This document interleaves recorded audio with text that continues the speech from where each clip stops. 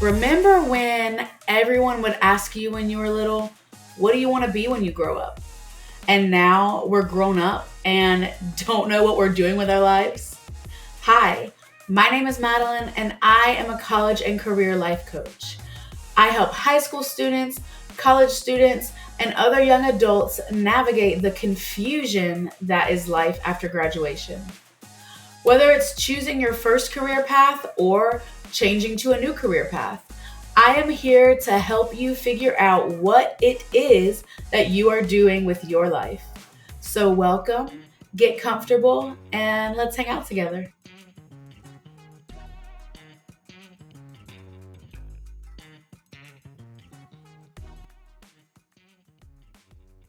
Hi, guys, welcome back to my podcast. I took a little break last week, and no, it was not expected or planned. I found myself in a place where I just really needed a break and had too much on my plate and said, you know what?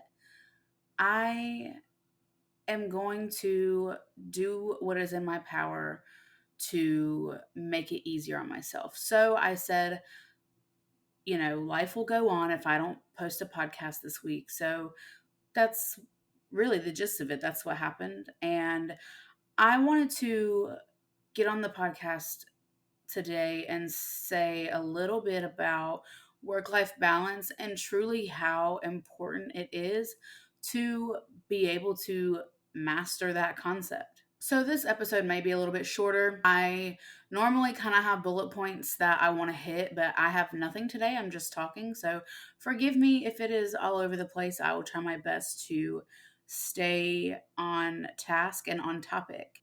Check back in next week if you want to hear me answer another frequently asked question, but until then, let's dive right into it.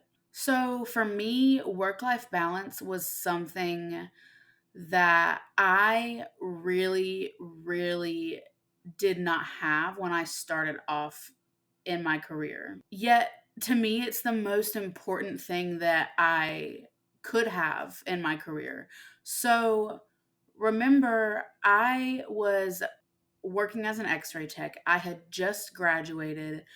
And like I've touched on before, when you graduate, it is a whole new energy that you have. Well, okay, I guess I can't speak for everybody, but when I have said this before, people tend to relate. So for me, when I was a new graduate, I was excited to be out of school. I was ready to jump right into my career, get all of the experience that I possibly could, and really prove myself.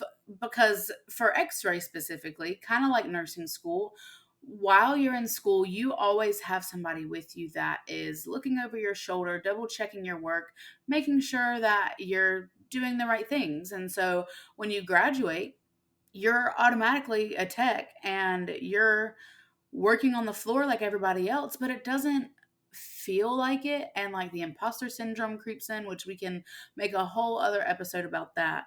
But it's just like literally a couple weeks ago, I was just having to have a tech check my images and come with me on all my exams. And now you're telling me that just because I passed the test that I'm capable of doing it on my own? Like, that's crazy. And that's the thought process I had. So part of me was wanting to prove that I could make that transition and I could become a functioning tech with developed critical thinking skills and, this, that, and the other. Someone who was capable of taking good images and treating my patients well and everything else that being an x ray tech entails. So, of course, that's a great mindset to have while you're training, because while you're training, like, you're gonna work 40 hours a week minimum, probably. When I started, I was actually PRN. And for those who don't know medical terminology, PRN means as needed. And so I was kind of like, think about substitute teachers. They come in when a teacher who is a permanent employee needs a day off. So that's kind of what PRNs are in the medical field. Whenever there is an open shift, we fill it. And you can pretty much make your schedule, which I liked. And I was like, cool, I'll be able to make my schedule. I can have whatever day off that I want, which was nice. But also, I didn't really learn to say no. And so I got past my training and my 40 hours a week or whatever. And I, at that point, was just picking up whatever shifts that I could. But I graduated in April, started my job in May. So we were approaching vacation season and people were needing weeks off. And I mean, it was great. It worked out. I normally got my full time hours and then some. But then I got to the point where I was one of the few people who was trained on all three shifts, first, second, and third shift. And I was becoming the person that was the first person to be approached when coverage was needed. It could have been because I was trained on all three shifts, but it also could have been because I didn't know how to say no. I didn't necessarily want to let my coworkers down, upset my boss. And in the back of my mind, I was like, the extra hours can't hurt. I need the extra money, why not? Like I can do it. But then I would find myself working overtime, number 1, but also working weeks where I would work first, second, and third shift all in the same week. And that really messed with me. Getting off of your circadian rhythm is a real struggle. And for those of you who don't know what a circadian rhythm is, it is kind of the natural clock that your body sticks to. Like you go to sleep naturally at a certain time every day. You wake up naturally at a certain time every day. You get hungry naturally at certain times. It's just like kind of like your built in internal clock, whatever, schedule your body likes to follow. So when I was working those different shifts and working crazy hours and eating at different times and sleeping at different times, it was not great for me. Already with a present history of chronic illness, it was hard for me to stay healthy while working in a hospital, but also because I was working crazy hours, that too did not do wonders for my immune system. And so I found myself getting a lot more tired easily and a lot more sick. This was happening every so often, and I just got to the point where I was loving the money, but I was not loving what it was doing to my body. I felt like I was running my body into the ground. I was having to not really schedule things because I was PRN. I wanted to make money, but I wasn't sure what my schedule would be unless someone puts their PTO in way in advance and I can grab the shift. It was ideal for me starting out, but it was not ideal for me long term. I thought the solution to that was to go full time and have a set schedule, and everything would be great because I would be on like a rhythm, a certain schedule again, and it was just that was going to be my solution, right? So I changed to that schedule, and it did work for a while, and I was with some really amazing coworkers, and it became really enjoyable for a little bit, but still I felt like I was running my body into the ground. I was working second shift, so I wasn't able to make plans with my friends and family, go to events or parties or whatever the case may be. I couldn't do it. And the only free time I had that overlapped with everybody else in my life was Saturday and Sunday. During the week, like I said, history of chronic illness, all my friends are working, so I couldn't like squeeze in a lunch before work with somebody. So I would just use the extra time to rest my body so that I could get through my shift that day. And I felt like my free time during the week, I was only spending it resting my body so that I could get through my shift later that day and then do it all over again tomorrow. And then the weekend would come. I felt like I had to cram literally everything that I ever wanted to do into 48 hours of the weekend, which really truly isn't 48 if you want to get full nights of sleep. I had to see my family, see my friends, see my boyfriend, be productive around the house, do laundry, clean up, have me time. There was just a lot that I wanted to cram into that small amount of time, and it was not working for me. It was doable at first, but then the longer I stayed in that situation, the unhappier I became. because I lacked balance, because I felt like my life revolved around work. I felt like I was watching life pass me by. I wasn't able to see my extended family, and we're very close, so that was a big deal to me because we make it a point to get together once a week, and we have done that for the last 33 years. So that bothered me. Specifically, I didn't get to see my grandparents. My cousin had triplets in 2020, and I didn't get to see them very often. And when I did, I felt like they had grown so much since the last time I saw them. And it just felt like life was passing me by and I was on the outside looking in. I didn't want to feel like that. And I knew that I was made for so much more than to sit unhappy and miserable in a job that did not allow me to have work life balance. Now, granted, that job and those hours could have worked for somebody else, and it did work for other people, obviously, because I had coworkers that had been there for years and, they were happy with the position that they were in. But I'm speaking for me personally, and I could have never predicted that I was going to react that way to that situation. I truly didn't know until I tried it. And when I realized that it was making me unhappy, I didn't really know what else there was for me to do. I ended up needing to hire a coach to help me out of that situation and help me find the solution because I felt stuck. I felt like I was on my own. I felt like nobody else related. Like my coworkers and I would trauma bond and complain about the work, of course, but like I didn't think anybody was serious about quitting and wanting to try something new.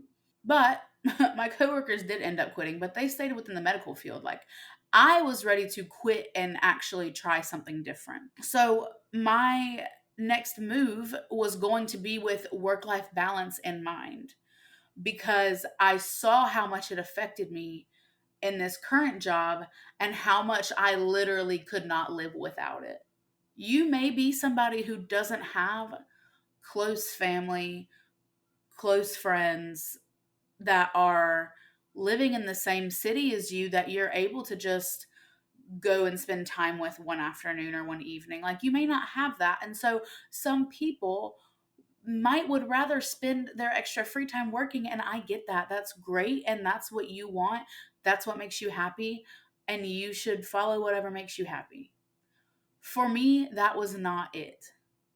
I would have rather work less, see my family more, even if it meant that I took a hit financially, because that's how important it was for me to feel balanced in my life and to tend to all aspects of my life, not just the career and money aspect.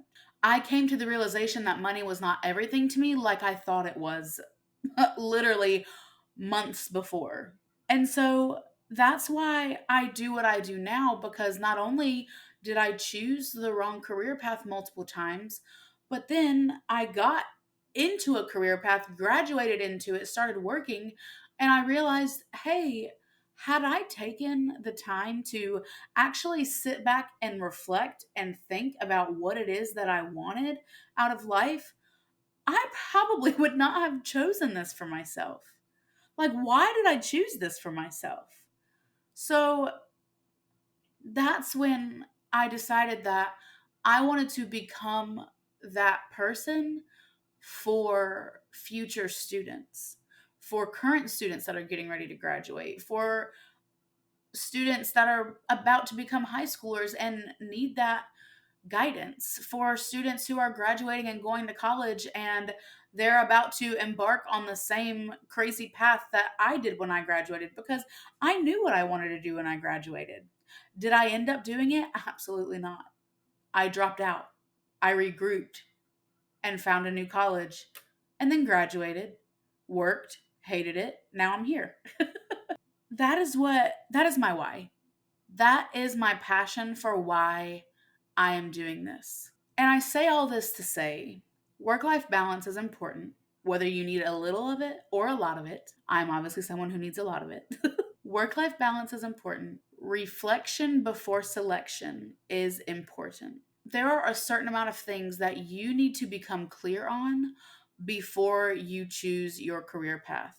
You need to know generally what you're interested in. You need to know what deal breakers you have going into a career. For me, I want to have benefits, I want to have PTO, I want to have a administration that supports me and believes in me and cares for me and advocates for me. That's just an example. I don't want a job that requires physical labor. That's a deal breaker. If I were to come across a job in the future that requires physical labor, nope, no thanks. I already tried that and it did not work out. I know that now. Did it take me having to have a bad experience? Well, it wasn't a terrible experience, but I got to the point of being miserable and being tired. Did it take me having that experience to figure out what I liked and didn't like? Absolutely. But I went through that so that I could have the understanding of what it is that you need to know before you choose a career. So, what did I say? You need to know your interests, you need to know your deal breakers, you need to know your limitations. Again, my body had been chronically ill for years before I even chose x ray school. Had I asked myself, do I really want to work a job with physical labor? I would have said no. I don't know why. I don't know why. I don't know if I was ambitious, if I was excited that I was finally healing some and I wanted to give it a shot. I don't know what it was. I don't know why I would choose something that would make me do physical labor knowing good and well I did not want that for myself long term. You need to understand your skills, your strengths, but also your weaknesses. I guess your weaknesses are, your limitations or whatever, but are you good at public speaking? Cool. Get a job where you can do public speaking. If you hate public speaking, it's probably best not to find a job where you're going to have to talk in front of people. Do you hate math?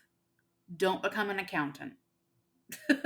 I mean, that kind of it seems silly, but it really is that simple. Like knowing what skills you have, what your general interests are, what your deal breakers are, what your limitations are. I feel like I'm missing something, but you can always go back to the old podcasts and I've said it somewhere along the way. When you are clear on all of that, that will help you find a career path that is going to fit with you long term. Now, I'm not going to say this is a foolproof plan because life happens.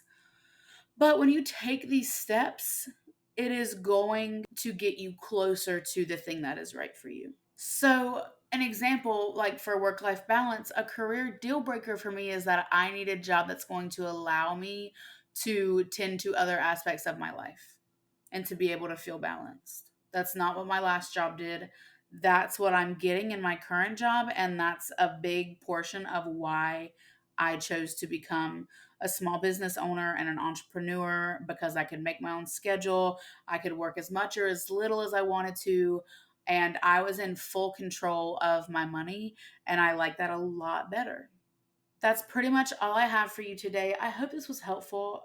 Again, I had no bullet points or script for this, so if it's all over the place, I do apologize.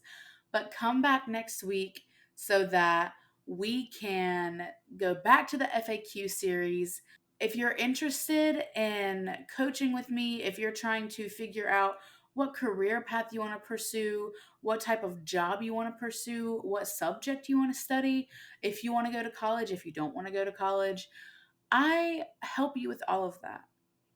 I have a free 30-minute call that you can book with me. The link to it is in the show notes. All you do is click the link, sign up for a time that works for you. We will meet on Zoom for 30 minutes. We will talk about your current situation, what you're currently struggling with, what you're looking to improve on and get out of our sessions together. And we will put together a solution that could serve you and get you closer to your goals. That free 30-minute call is no commitment required. So just because you sign up for the call does not mean you have to sign up for more coaching. So give it a try. Try before you buy, is what I like to say. And I would love to chat with you. Hang out with me on social media this week. I'm going to be talking a little bit more about work life balance on there. So just make sure to come hang out with me. I would love it if you would follow me, listen to the podcast, like my videos, comment, share your thoughts. I love to hear from you guys. So I will be waiting for you over there. Until next time, stay safe and let's hang out again soon.